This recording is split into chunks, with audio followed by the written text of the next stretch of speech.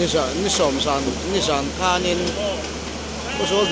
district đang ai sur bem cả phết chi alo ba sur mà Kusol district cả chuan hey tu kinh sinh đi sòng cả khát Saturday tu này đã riết để chân về về lần ya đây như giờ năm mình này quay lùi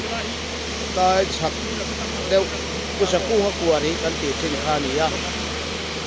tu này em quay dính tăng lắm lệ chắc lắm mà căn tầm cốc mà mày rõ chưa anh mình đã này Asia là vẫn đúng liền tắc tắc cả mà sẽ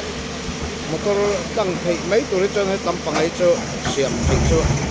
anh ấy rồi nó đi đâu à chỉ anh hai mấy cả tăng hạt lẩu tuổi ra cái này ngay này ruột thì có tắm lấy mấy cái căn điểm của nó này cái quần kín cái tắm có chắc lắm chầm phai câu tụt tê có số câu tụt tê một thằng cần triệt thì nan mấy rồi chứ đã can hỉ cắt nua tôi cho tăng mấy mã nào lên điểm chứ anh ya cần